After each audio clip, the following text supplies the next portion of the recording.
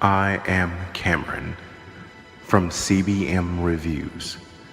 I have watched comic book film after comic book film, thinking, dissecting, and mostly enjoying my experience. And even though I do enjoy the work that is put before me, sometimes I can't help thinking, what if?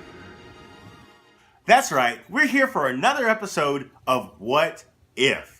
Sorry it's been a long time since I come out with this one, and it's been a while since I put out a video, but I've had extra shifts at both my jobs, and so, man, I gotta sleep sometime. But I'm here now. So, right before we dive into this, if you enjoy videos like this, theory videos, or movie reviews and trailer live reactions, go ahead and click that subscribe button.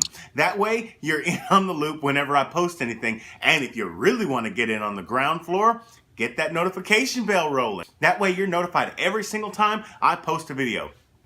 Having said that, what if Obadiah Stane had killed Iron Man? The last episode, which if you want to go ahead and click right there, you can get in on that, showed what would happen if Obadiah Stane killed Tony Stark before he had the chance to create the Iron Man armor.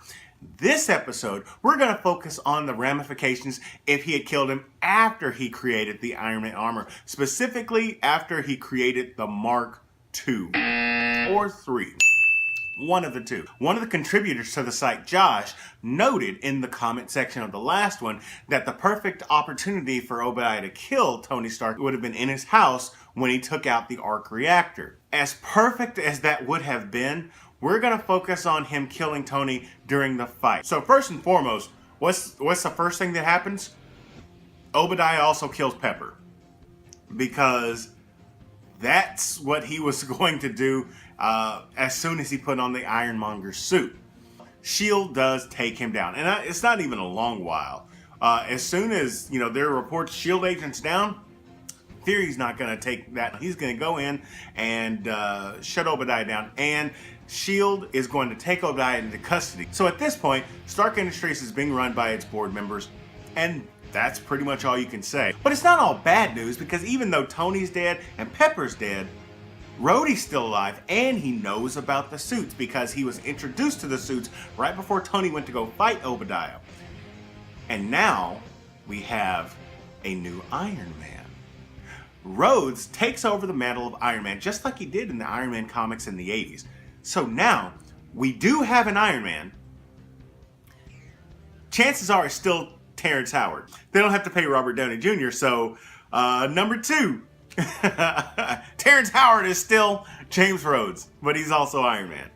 That's crazy. Now, because the suits exist in Iron Man 2, they would talk about the logistics about whether it is a weapon and if the United States government should do something about it. The hearings still happen. But now there's not a Tony Stark to kind of talk over it. And the government decides they want to create more suits like this. Hammer Industries, even though Stark Tech is the original one that built it, Hammer Industries gets the bid to go ahead and recreate it. But Tony's dead, and therefore Ivan Vanko does not really have the drive to, create his own suit. So it's going to take Hammer Industries quite a while to get on the track of building it. Now, it does put on the enhancements that that War Machine has, and so it's technically Iron Man buffed up. This is the only kind of enhancements that are going to be put on the suit because Tony's not there to do new versions of it, and so they're just going to add weapons and things like that. There's no reason for Black Widow to get involved, so we don't see her as of yet. At this point, we can fast forward to the events of the Avengers. The events unfold pretty naturally until we get to the Helicarrier. This version, Hawkeye attacks the Helicarrier trying to free Loki. They're successful, and the Helicarrier still crashes because they don't have Tony Stark's mind to jumpstart everything back. But everybody still survives. This is the same thing that happened in the previous version as well. Helicarrier crashes. And then we have the fight in New York. So with that fight in New York, we have Rhodey as Iron Man. Captain America is still there to kind of say, hey, do this, that, and the other. But when it comes down to the nuke, we have James Rhodes. And I think James Rhodes would do the same thing that Tony did and take that nuke into the wormhole, New York is saved. Thanks to Tony creating the suit, James Rhodes is able to save New York from the nuclear attack. They take down the Chitauri, and everything is going really good because in the last one, the nuke kind of drops. The Extremis Project goes through without pushback with Stark Industries because they're dealing with board members and they need some sort of innovation, and they think that Aldrich Killian's connection with AIM is a perfect opportunity to do that. Does the president survive? I'm going to say he does. In this version, the president lives, and you may be wondering, how in the world does that happen? I think that James Rhodes doesn't operate on the same level of ego and pride that Tony does, and he's willing to call in for help. So the president's in trouble, you call in Captain America. They go in, they save the president, they take down Aldrich Killian with his plan. Now we get to fast forward to the events of Avengers 2: Age of Ultron. Now, in this version of the story, they're going after the scepter that was taken by Hydra's shield. Why did I use air quotes? They capture the scepter, and that's it. They don't create Ultron. They don't create a hole where Sokovia used to be.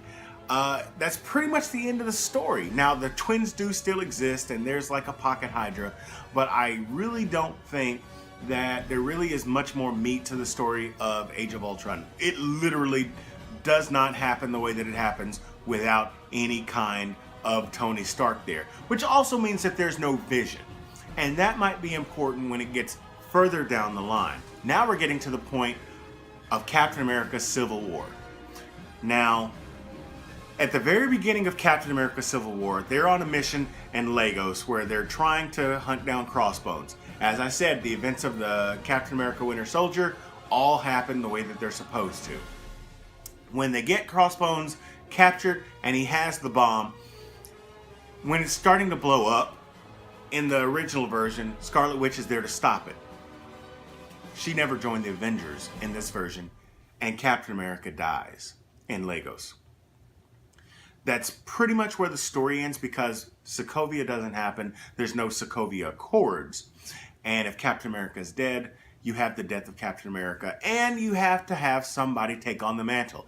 This is where Sam Wilson becomes the new Captain America. Stephen Strange is alive, and the events of Doctor Strange take place. Dormammu is kept from taking over the Earth. We can actually go forward in this version. How neat.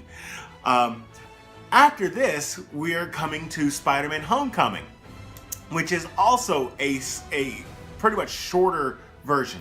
Peter Parker still gets his powers, but there's no big bad for him to fight because after the events of the Avengers, there's that whole city contract that Adrian Toomes has to clean up New York. Tony's not there to take it over. He gets to keep his job. He gets to keep his, feeding his kids. So he never becomes the Vulture.